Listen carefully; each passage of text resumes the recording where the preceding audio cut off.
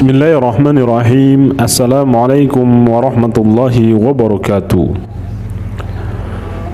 Pada pembahasan kali ini saya akan membahas tentang dakwah Jitu Wali Songo, strategi pemberdayaan masyarakat.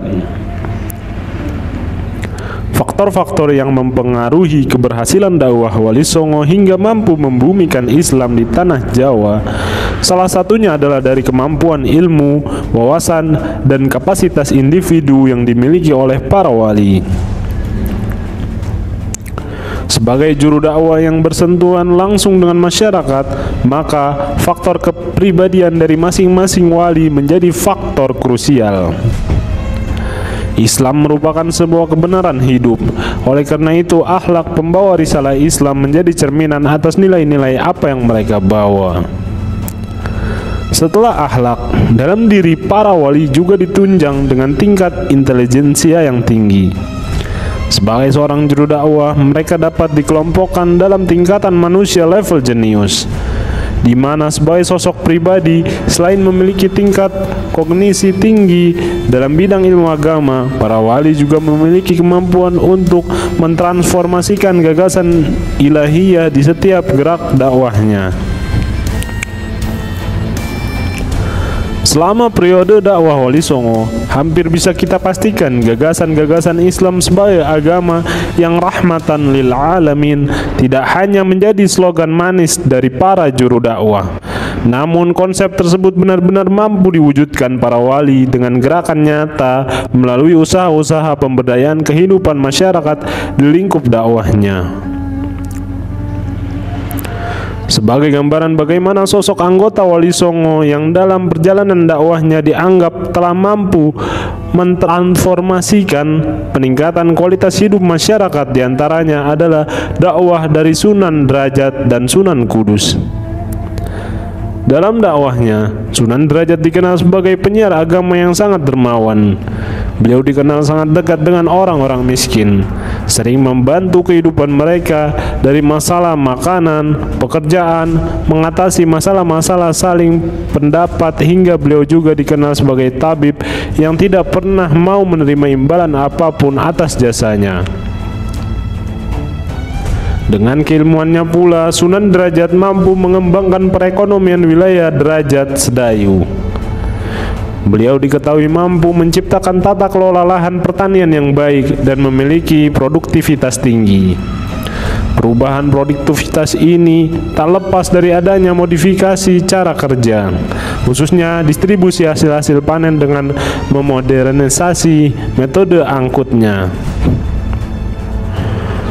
Pada awal tahun 1450-an Masehi, mayoritas metode pengangkutan hasil panen beras di pesisir Jawa masih dilakukan dengan cara digendong atau disunggi di atas kepala. Bagi Sunan Derajat, hal ini dirasa kurang efisien karena sangat tergantung dengan kemampuan fisik dan jumlah pekerja yang kala itu masih terbatas. Dari kondisi yang demikian ini, maka Sunan Derajat kemudian memberikan terobosan baru dengan menciptakan alat joli. Hal ini nampaknya hanya merupakan sebuah perubahan kecil, tetapi ternyata efeknya sangat signifikan yang berarti mampu memindahkan barang dengan lebih cepat dan efisien. Secara rasio, kecepatan pemindahan hasil panen dari lahan pertanian ke lumbung-lumbung desa bisa meningkat 2 kali lipat, sehingga waktu petani bisa banyak dimanfaatkan untuk kegiatan lain, semisal pemeliharaan irigasi, perbaikan alat-alat produksi, hingga pemeliharaan hewan-hewan ternak.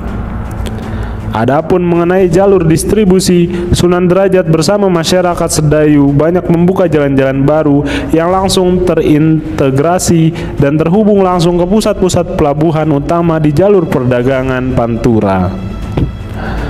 Sebagai penghargaan atas keberhasilannya menyebarkan agama Islam dan usahanya menanggulangi kemiskinan dan menciptakan kehidupan yang makmur bagi warganya, beliau memperoleh gelar Sunan Mayang Madu dari Raja Patah Sultan Demak, sekaligus diberikan hak istimewa untuk mengelola secara mandiri daerah Derajat yang menjadi wilayah dakwahnya.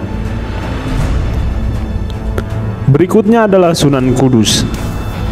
Sebelum berdakwah di wilayah Kudus, atau pada masa itu masih dikenal dengan sebutan Tajuk, Sunan Kudus yang memiliki nama asli Ja'far Shadiq adalah seorang penghulu dan imam Masjid Agung Demak.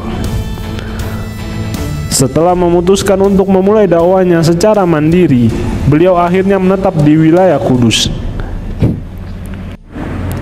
Di tempat baru itu, Sunan Kudus memulai langkah dakwahnya dengan gerakan empowerment atau pemberdayaan masyarakat. Seperti dituturkan oleh Profesor Kiai Haji Raden Muhammad Adnan bahwa Sunan Kudus dikenal sebagai pribadi yang sangat dekat dengan rakyat. Beliau selain sebagai seorang guru yang mengajarkan agama, juga sebagai seorang penyuluh di masyarakat, di mana Sunan Kudus dikenal sebagai seorang yang menyempurnakan alat-alat pertukangan. Beberapa alat pertukangan itu adalah palu, tatah, dan cangkul. Modifikasi yang dilakukan oleh Sunan Kudus membuat pekerjaan-pekerjaan warga menjadi lebih cepat sehingga mampu meningkatkan produktivitas para tukang dan petani di kawasan dakwahnya.